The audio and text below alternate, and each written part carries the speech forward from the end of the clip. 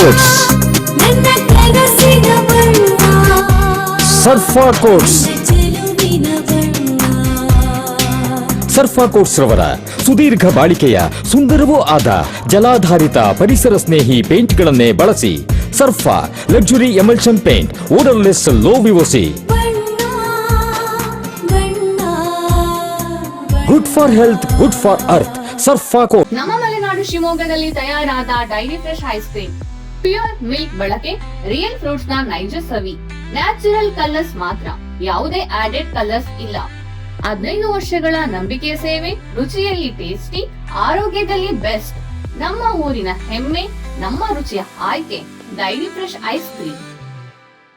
ಶಿವಮೊಗ್ಗ ನಗರದ ಹಲವು ಸಮಸ್ಯೆಗಳನ್ನು ಪರಿಹರಿಸಲು ಆಗ್ರಹಿಸಿ ಮಹಾನಗರ ಪಾಲಿಕೆ ವಿರುದ್ಧ ರಾಷ್ಟ್ರಭಕ್ತರ ಬಳಗದ ವತಿಯಿಂದ ಪ್ರತಿಭಟನೆ ನಡೆಸಲಾಯಿತು.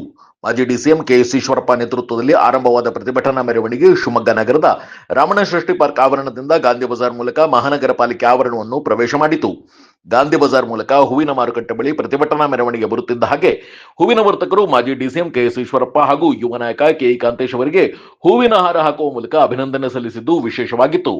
ಪಾಲಿಕೆ ಆವರಣದಲ್ಲಿ ಪ್ರತಿಭಟನಾ ಮೆರವಣಿಗೆ ಉದ್ದೇಶಿಸಿ ಮಾತನಾಡಿದ ರಾಷ್ಟ್ರಭಕ್ತರ ಬಳಗದ ಪ್ರಮುಖರಾದ ಕೆಇ ಕಾಂತೇಶ್, ಮಾಜಿ ಡಿಸಿಎಂ ಕೆಎಸ್ ಈಶ್ವರಪ್ಪ ಇವರ ಹೋರಾಟದ ಫಲವಾಗಿ ಹೂವಿನ ಮಾರುಕಟ್ಟೆಯ 117 ವ್ಯಾಪಾರಸ್ಥರಿಗೆ ಮಳಿಗೆ ನೀಡುವಂತೆ ಆದೇಶ ನೀಡಲಾಗಿದೆ. ಆದರೆ ಇದುವರೆಗೆ ಮಳಿಗೆ ನೀಡದೆ ಇವರಿಗೆ ಅನ್ಯಾಯ ಮಾಡಲಾಗಿದೆ. ಇದ್ಯಾವುದನ್ನು ಹಂಚಿಕೆ ಮಾಡಲಾಗಿಲ್ಲ. ಗಾರ್ಡನ್ ಏರಿಯಾ, ಗಾಂಧಿನಗರ, ಖಾಸಗಿ ಬಸ್ ನಿಲ್ದಾಣದ ಪಕ್ಕದಲ್ಲಿ ನಿರ್ಮಾಣಗೊಂಡಿರುವ ವಾಣಿಜ್ಯ ಸಂಕೀರ್ಣದ ಕಾನೂನು ತೊಡಕನ್ನು ಸರಿಪಡಿಸಬೇಕು. ಬಾಕಿ ಉಳಿದ ವಾಣಿಜ್ಯ ಸಂಕೀರ್ಣದ ಮಳಿಗೆಗಳನ್ನು ಹಂಚಿಕೆ ಮಾಡಿ ಪಾಲಿಕೆಗೆ ಆಗುತ್ತಿರುವ ನಷ್ಟವನ್ನು ತಪ್ಪಿಸಬೇಕು. ಈ ಸ್ವತ್ತು ನೋಂದಣಿಯಲ್ಲಿ ಭಾರೀ ಭ್ರಷ್ಟಾಚಾರ ನಡೆಯುತ್ತಿದ್ದು, ಭ್ರಷ್ಟಾಚಾರದಲ್ಲಿ ತೊಡಗಿರುವ ಅಧಿಕಾರಿಗಳ ವಿರುದ್ಧ ತಕ್ಷಣ ಸೂಕ್ತ ಕ್ರಮ ಕೈಗೊಳ್ಳಬೇಕು ಮತ್ತು ವಸತಿ ರಹಿತ ಬಡವರಿಗಾಗಿಯೇ ಇರುವ ಆಶ್ರಯ ಯೋಜನೆಯಡಿ ಮನೆಗಳನ್ನು ವಿತರಿಸುವಂತೆ ಮಹಾನಗರ ಪಾಲಿಕೆ ಆಯುಕ್ತರನ್ನು ಕೆಇ ಕಾಂತೇಶ್ ಆಗ್ರಹಿಸಿದರು. ಒಂದು ಸಣ್ಣ ಬ್ರೇಕ್ ಮುಗಿಸಿ ಈಶ್ವರಪ್ಪ ಪುತ್ರ ಕೆಇ ಕಾಂತೇಶ್ ಏನ್ ಹೇಳಿದ್ರು ಕೇಳೋಣ ಬನ್ನಿ. ನಿಯಮಿತ ಸ್ತನ ಪರೀಕ್ಷೆಯಿಂದ ಸ್ತನ ಕ್ಯಾನ್ಸರ್ ಅನ್ನ ತಡೆಯಿರಿ. ಆರಂಭಿಕ ಹಂತದಲ್ಲಿ ಪತ್ತೆ ಹಚ್ಚಿದ್ರೆ ಕ್ಯಾನ್ಸರ್ ಅನ್ನ ಗುಣಪಡಿಸುವ ಸಾಧ್ಯತೆ ಹೆಚ್ಚು. ಸ್ತನ ಕ್ಯಾನ್ಸರ್ನ ಆರಂಭಿಕ ಪತ್ತೆಗಾಗಿ ಸ್ಕ್ಯಾನ್ ಮಾಡಿಸಿಕೊಳ್ಳಿ. ಸಂಪರ್ಕಿಸಿ ನಂಜಪ್ಪ ಆಸ್ಪತ್ರೆ, ಕುವೆಂಪು ರಸ್ತೆ, ಶಿವಮೊಗ್ಗ ಮತ್ತು ಮಾಗನೂರು ಬಸಪ್ಪ ರಸ್ತೆ, ದಾವಣಗೆರೆ. ದೂರವಾಣಿ ಸಂಖ್ಯೆ 081922601111 ಅಥವಾ 081822680000.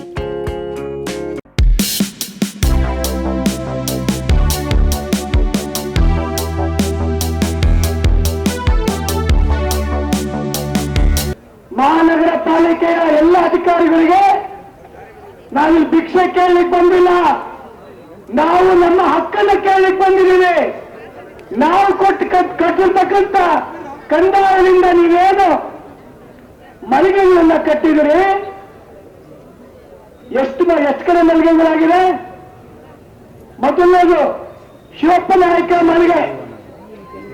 ಆ ಹೂವಿನ ವ್ಯಾಪಾರಿಗಳು ಪ್ರತಿನಿತ್ಯ ಬಿಸಿಲಲ್ಲಿ ಈ ರೀತಿ ಕೂಡಬಾರ್ದು ಅಂತ ತೀರ್ಮಾನ ಮಾಡಿ ಆ ಒಂದು ಮಳಿಗೆ ಕಟ್ಟಂತ ಕೀರ್ತಿ ನಿಮ್ಮೆಲ್ಲರ ಬಡವರ ಆಶಾಕೀರ ಈಶ್ವರಪ್ಪನಿಗೆ ಸಲ್ಲುತ್ತೆ.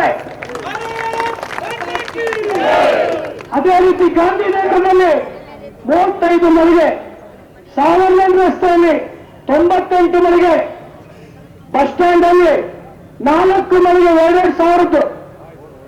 ನಿನ್ನೆ ಎಲ್ಲ ಮೊನ್ನೆ ಒಂದು ರೀತಿ ಭಿಕ್ಷೆ ಹಾಕೋ ರೀತಿಯಲ್ಲಿ ಶಿವಪ್ಪ ನಾಯಕ ಮಳಿಗೆನ ನಾವು ಕೊಡ್ತೀವಿ ಅಂತ ತೀರ್ಮಾನ ಮಾಡಿದ್ದಾರೆ. ಕೊಟ್ಟಿಲ್ಲ. ಯಾವಾಗ ಕೊಡ್ತೀವಿ? ನಾವು ಯಾವುದೇ ಕಾರಣಕ್ಕೂ ಕೂಡ ಶಿವಮೊಗ್ಗ ಮಹಾನಗರ ಪಾಲಿಕೆಯಲ್ಲಿ ಭ್ರಷ್ಟಾಚಾರದಲ್ಲಿ ತೊಡಗಲಿಕ್ಕೆ ಬಿಡಲ್ಲ ಅಂತ ಸೈನ್ಯ ಬಂದ್ಕೊತಿದೆ. ಬಡವರ ಕಷ್ಟ ಗೊತ್ತಾಗ್ಬೇಕು ಅಂದ್ರೆ ಒಂದು ಗೋವಿಂದಪುರ ಆಶ್ರಯ ಬಡವರಿಗೆ ಎಷ್ಟು ವರ್ಷ ಕಟ್ಟಿ ತಾಯಿ ಯಾರು ಆಶ್ರಯ ಬಡವನೆ ಅರ್ಜಿ ಹಾಕಿದ್ರು ಕೈ ಎತ್ತಲ್ತಾರೆ. ಎಷ್ಟು ಜನ ತಾಯಂದ್ರು ತಾಳಿ ಹಣ ಇಟ್ಟಿದ್ದಾರೆ ನಿಮಗೆ ಗೊತ್ತಾ?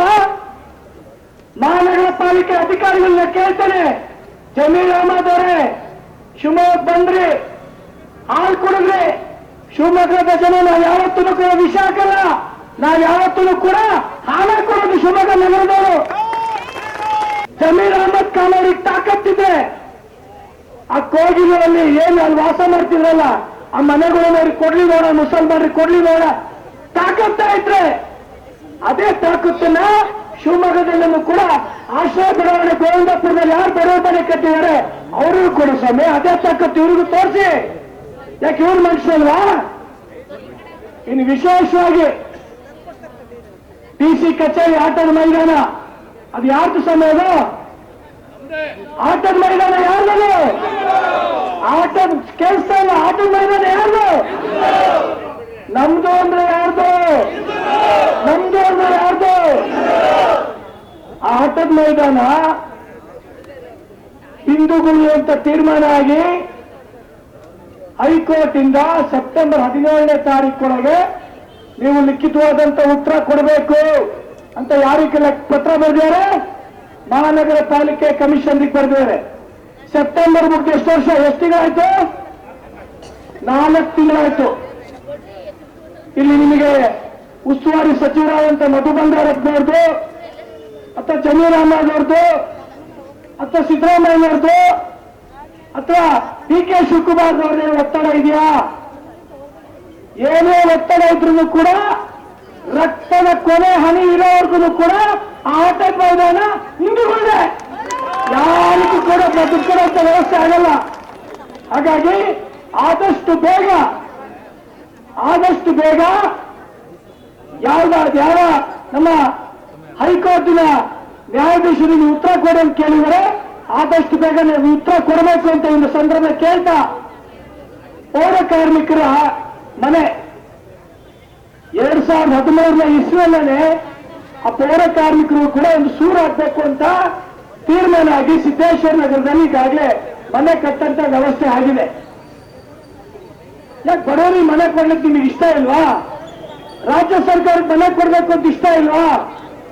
ನಾನು ಮಹಾನಗರ ಪಾಲಿಕೆ ಕಮಿಷನ್ ಈಗಲೂ ಕೂಡ ಒತ್ತಾಯ ಪೂರ್ವಕವಾಗಿ ಕೇಳ್ತಾ ಇದ್ದೀನಿ. ಸಿದ್ದೇಶ್ವರ ನಗರದ ಪೌರ ಕಾರ್ಮಿಕರ ಗೃಹ ಅದು ಯಾವಾಗ ಬಗೆಹರುತ್ತೆ ಇದನ್ನು ಕೂಡ ಅಂತ ರೋಟ್ರಿ ಅನಿಲ ಚಿತ್ರಗಾರ ಎಷ್ಟು ವರ್ಷ ಆಯ್ತು?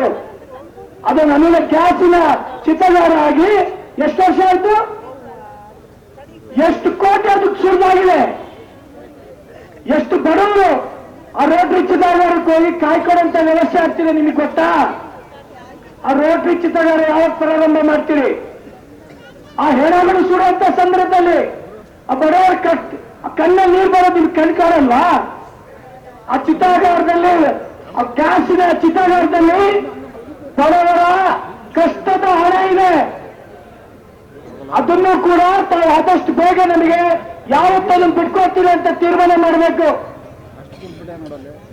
ಮೂರನೇದು, ಇಲ್ಲಿ ತ್ರಿಮೂರ್ತಿ ನಗರ, ತುಂಗಾನಗರ, ಬೊಮ್ಮನಕಟ್ಟೆ ಅನೇಕ ತಾಯಿನಲ್ಲಿ ಬಂದಿದ್ದಾರೆ. 35-40 ವರ್ಷಗಳಿಂದ ಆ ಮನೆಗಳಲ್ಲಿ ವಾಸ ಮಾಡ್ತಾ ಇದ್ದಾರೆ. ಹಕ್ಕುಪತ್ರ ಕೊಡಬೇಕು ಅಂತ ಅನೇಕ ವರ್ಷಗಳ ಅವರ ಹೋರಾಟ ಇವತ್ತು ರಾಷ್ಟ್ರಭಕ್ತ ಬಲಗಳಿಂದ ಕೇವಲ ಸಾಂಕೇತಿಕವಾಗಿ ನಾವೆಲ್ಲರೂ ಕೂಡ ಬಂದಿದ್ದೀವಿ. ಆ ಹಕ್ಕುಪತ್ರ ನೀವು ಯಾವಾಗ ಕೊಡ್ತೀರಿ? ಇದರ ತೀರ್ಮಾನ ಕೂಡ ಮಹಾನಗರ ಪಾಲಿಕೆಯ ಕಮಿಷನರ್ ಹೇಳಬೇಕು. ಮಹಾನಗರ ಪಾಲಿಕೆ ಕಮಿಷನರ್ ಬಂದು ಈ ಒಂದು ಮನೆಯ ಸ್ವೀಕರಿಸಿ ಉತ್ತರ ಕೊಡಬೇಕು ಸಂದರ್ಭ ಕೇಳ್ಕೊಳ್ಳೋಕೆ ಇಷ್ಟಪಡ್ತೇನೆ.